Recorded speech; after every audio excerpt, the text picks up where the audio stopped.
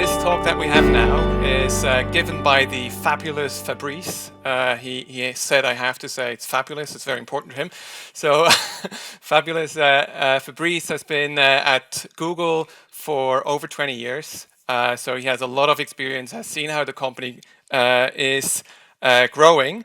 And he is talking to us today about how to navigate organizational dynamics at Google. So that sounds super interesting. I'm pretty sure you will have a lot of questions at the end. So try to remember them. Fabrice said he has a lot to tell. So let's get started. Fabrice, please.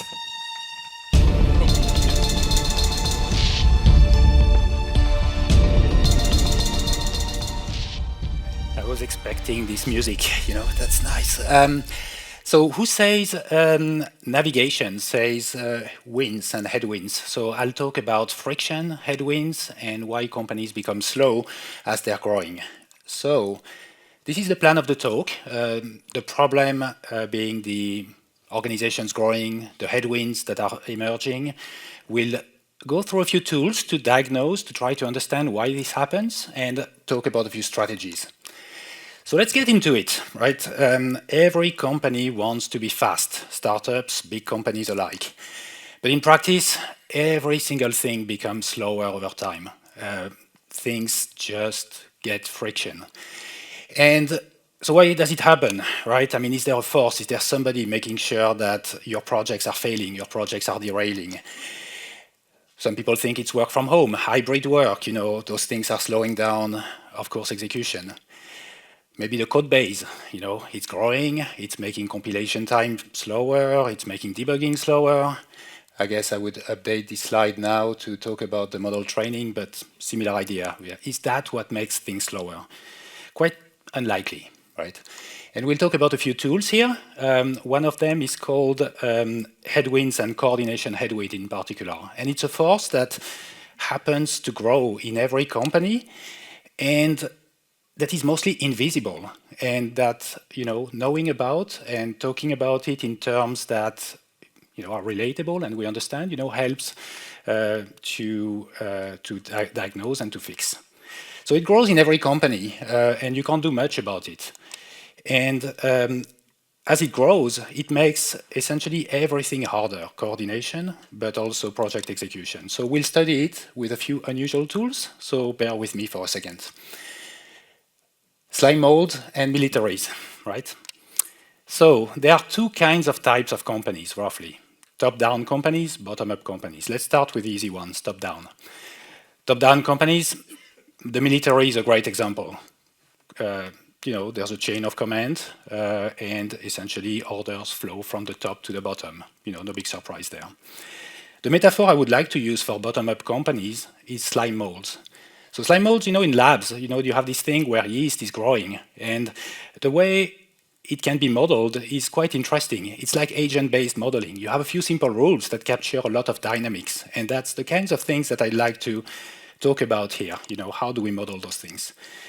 But the beautiful thing with bottom-up organizations and slime molds is that they can model very complex behavior. I mean, here, that's an example of a slime mold modeling the Tokyo subway. If you have the right parameters, you can make them do very fancy things.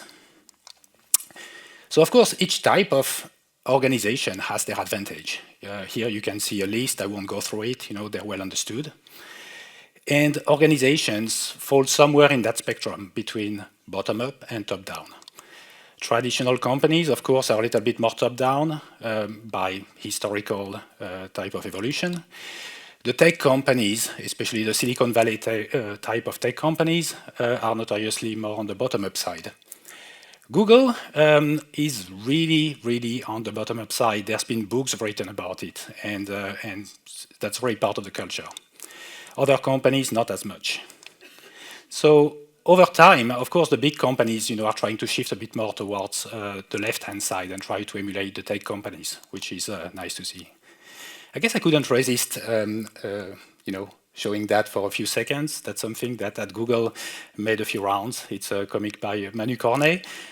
I can't vouch for every single company out there, but the Google one is fairly accurate, and we'll talk about it in a second. Right, so some companies like Google are like slime mold, bottom-up companies where there's a lot of culture that emerges, that is emergent. And that's a beautiful thing. So let's take a little bit of a detour and talk about the Google team structure. I mean, that one is fairly simple, but that's just to have common vocabulary and introduce a few diagrams. So at the center of everything, there's an engineer. I mean, I should say a product manager, but they're coming in a second, don't worry. So there's an engineer, right? And engineers are grouped as teams. There's a manager or a tech lead at the top of a team. A team can be somewhere between 5 to 10 people. And that's the basic unit, right? And then multiple teams report to a manager, and multiple managers would report to a higher-up manager or director, so classical, right? And then that's where product managers come into play, right? There are goals that the company wants to achieve. I mean, here you can see two nice product managers, which their goals are objectives next to them. And the complexity starts to happen because the goals don't really align with the teams neatly. There are multiple goals that a team could do at any given time. Of course, here it's an oversimplification, but you can see that some managers are already split, some teams are already split, and there's basically a competition for attention. It gets more complicated as time zones come into play, as locations, cultures come into play, as specialization. Some teams are more infrastructure platforms, some teams are more quality, so you have this spectrum pretty much. So it's a nice matrix of organization, like you would expect. A little bit more functional, potentially, than more organizations, but there are some metrics going on. Okay, so now let's get to the core of it and study our coordination headwind and essentially what is happening in the organization. So as we said, things become slower over time. And it could be strange because people are at the center, right? You could say people are productive, they have good intentions. The thing is, when organizations are small, studying the behavior of people is what matters. If people are productive, then they can do great things, and organizations matter a bit less because they're in the background. But as organizations grow and become bigger, of course, the dynamics of the organization tend to dominate, and that's what you want to study. It's not like people don't matter, but the organizations have a bigger effect. So let's go back to our slime mold. And the way to study it is to look at it through the lens of agent-based modeling, or like a few rules that could actually dictate how things evolve over time. So let's start simple. We have those two engineers here. Let's call them Alice and Bob, right? I mean, they work on a project. Here's the objective. And the value of the project, essentially what is unlocked if the project succeeds, is the blue bar here, right? The effort that both Alice and Bob need to invest in order to make the project succeed is the blue bar below them. So just an illustration, very simple one. They might have to invest a different effort in order to make the project succeed. Here, Alice needs to invest a bit more than Bob, let's say. And if Alice invests less than what she's supposed to do in the project, then the project might fail. Okay. So when things are simple and you can estimate basically the reward of the project, if the value of the project is much greater than the effort that needs to be invested, then it's a no-brainer, right? Everybody invests the right amount, and the project succeeds, and everybody's promoted, and on to the next project, right? Easy. But in practice, things are not that simple, right? The project might fail for many reasons. I mean, let's take a very simple example, right? There's a chance that one of the engineers will fall sick. Maybe it's a 1% chance, but instead of investing with 100% probability, you can model it as the probability of the success of the project is the product of those probabilities. So even with 1% chance of one being sick, you might end up with a probability that is a bit lower than what you would want, right?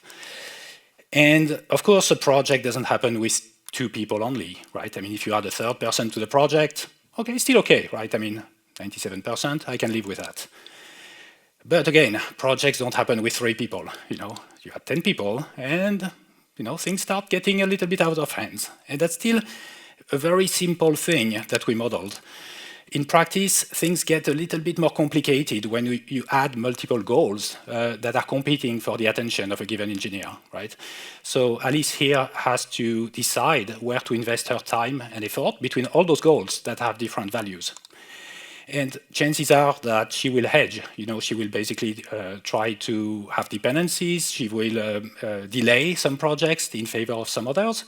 And then the effort that she will invest might not be the right one at the right moment because of all those goals competing for attention, essentially.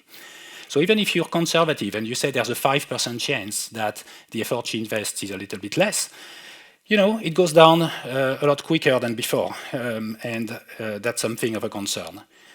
But again, we are still modeling things in a way that is very, very naive here, because in practice, estimating goals and efforts is actually hard, and most of the time we don't have full visibility, right? So let's look. This rock here is to model basically the uncertainty that is in the way, that blocks the view ahead. So it could be that we don't know where to go, so the goal is a bit uncertain. It could be that the effort that is needed to achieve the goal is also uncertain. And when we have both, and we have uncertainty in the prediction, it becomes much harder to estimate whether the effort is worth doing. And so for Alice to basically achieve that goal, it's like walking through a tunnel where every square here is a unit of effort. And when things are clear and she can move forward step by step, things are good, right? But there will be uncertainty in the way. As she moves forward, she has to clear that uncertainty before moving to the next step. And clearing uncertainty requires a lot of effort. You know how it goes, right? Writing design documents, talking to a lot of teams, reevaluating priorities. There's a lot of iteration there, and therefore the effort grows quite a lot. And of course, as she progresses, there can be another thing coming in the way. And of course, the goal goes further and further away as we discover new things, right? And actually, as objectives are more novel and harder to define, this path is more and more fuzzy, so we can't really estimate what happens down the funnel. It gets even more complicated when we have multiple people involved, right? For Alice, the estimation might be one thing, but for this other engineer here, the estimation might look very different. There are overestimates and underestimates going on, and nobody calls out the underestimates usually because they make everybody feel or look less capable. Things get more complicated again when goals are shifting. It could be that the objective is not well defined. It could be that it's changing over time. There's new parameters coming. So by the time we get closer to the objective, the goal has shifted. It could be that leadership or management is shifting, and therefore the coordination is not as stable as could be. So generally speaking, this kind of estimation is becoming very fuzzy as the time horizons become longer. So for a big objective like a moonshot, let's say Alice wants to achieve this big goal here, and the effort that she has to invest is actually fairly large because it's a multi-year effort potentially. So she will start hedging because there's absolutely no way she will have full certainty into what the value of the objective will be, but also how much effort to invest right now. And this hedging shows up because there are multiple goals to be involved at the same time, and everybody hedges at the same time as well. And this makes the project less likely to succeed. And because there's this reinforcement loop that is happening, the project is less likely to succeed, people don't invest at the right time, therefore everything slows down, and therefore everybody invests a little bit less. So you kind of have this vicious circle that is going on, where instead of a 5% probability of things going sideways, now you can say, well, even if it's another 5%, the probability of the project succeeding becomes quite low. So that's an interesting way to model one component of the coordination headwind, which is how to model the effort that the teams invest in the project and the probability of success. But I want to introduce you to another component that is also quite interesting, and together kind of deal with a little bit of the dynamics that happen in teams. And that other component has to do with the fact that so far we assume that humans are a bit like robots, right? And in practice, well, I guess they are not yet like robots, or rather robots are not yet like humans. Maybe we're working on that, but it's not yet the case. And the difference is that humans tend to have this thing about not always working well with each other. There are frictions that can happen between people or inside teams. And some of those frictions are well-intended. Maybe there are differences of opinions about the technical merits of a project. But sometimes, of course, there are real frictions between people. And when those frictions start to grow and become bigger, trust can become an issue, collaborations become less and less possible, and the project might fail because of those interactions. So in practice, people are pretty good at collaborating with each other. I mean, engineers tend to be the most social people, as you know.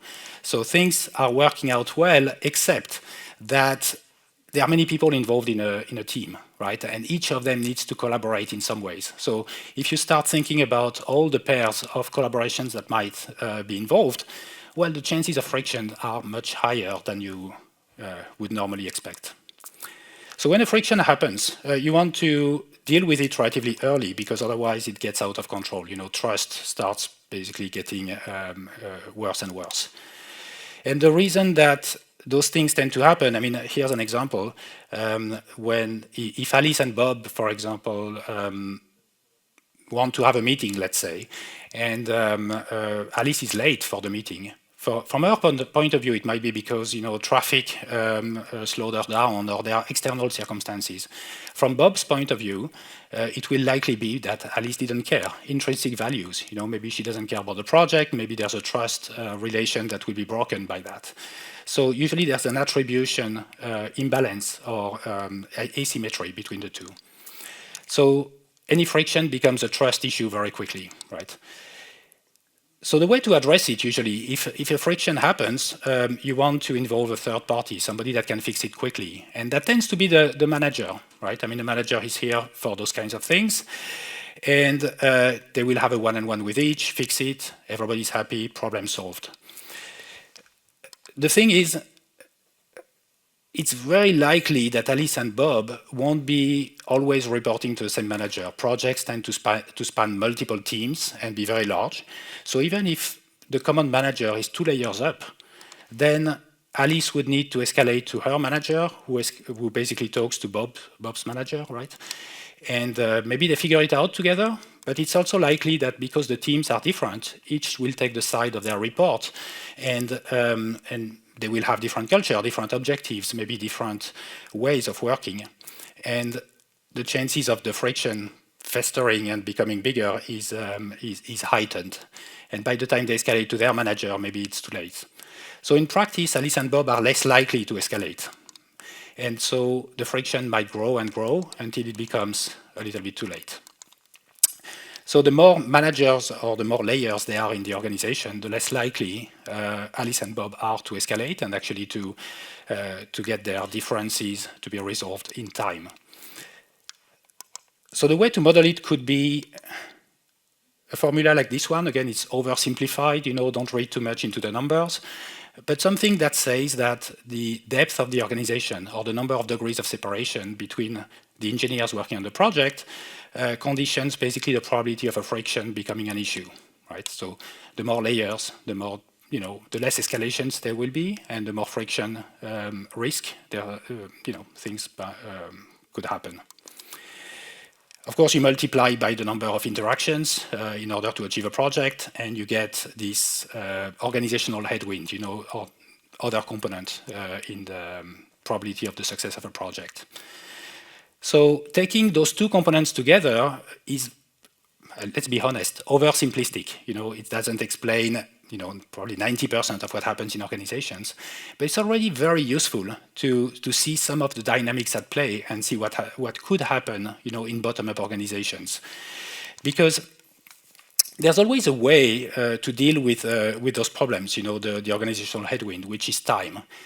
As teams become less coordinated because there are more people involved, maybe heightened risks of friction, maybe the coordination on which goals to prioritize is not as clear, you can spend more time. You can basically get teams to spend more time with each other in offsites to build trust. You can have much more coordination meetings, more one-on-ones, more everything, right?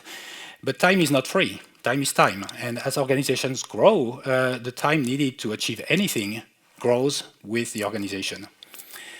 And because it's mostly invisible, I mean, that cost was not there when the organization was smaller, but it tends to grow with the size of the organization.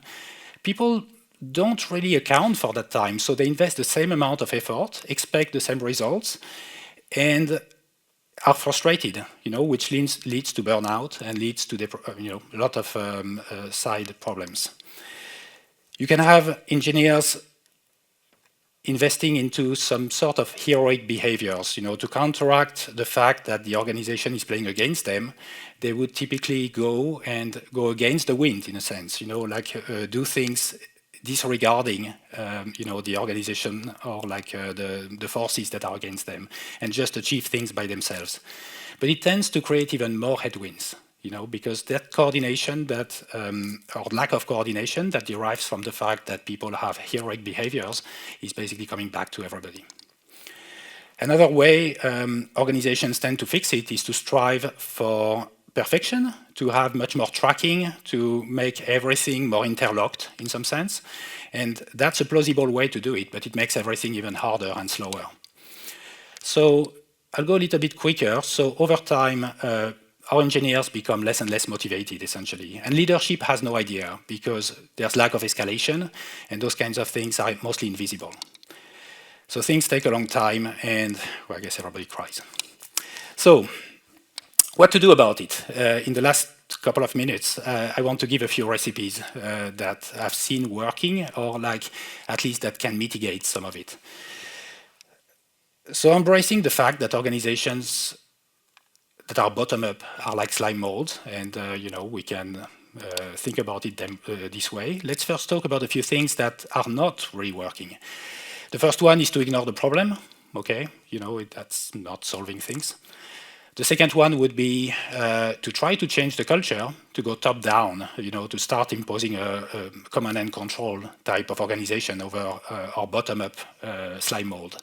It's very unlikely to succeed because changing culture takes a long, long time. And also there are beautiful things deriving from a bottom-up organization that you don't want to, jeopardize. Another thing, maybe it's a bit more controversial, that doesn't really work, is for leadership to start swooping in, to start trying to fix things by micromanaging or by taking a few projects and start basically plowing their way through. It doesn't work because, well, leadership's time is quite limited for a start, because that creates even more organizational headwind, because, again, this is not sustainable. This will happen in one place, and then over time, the rest of the organization still needs to evolve and still needs to find ways forward. Similarly, heroic behaviors, engineers jumping in and trying to ignore the headwind, very unlikely to work in the long term. Coupling things, essentially having more tracking and more process, might work in the short term, but also makes things harder in the long term. So, embracing the slime mold, what does it mean? Well, I guess this one is only half helpful, but it's kind of helpful. Take a deep breath and acknowledge the fact that things might not be perfect. If you have a bottom-up organization, things will be chaotic. There will be projects that will be replicative of each other. Convergence might not be 100%, but that's probably fine. Decoupling things a little bit more, not having direct convergence, but having eventual convergence is probably good enough.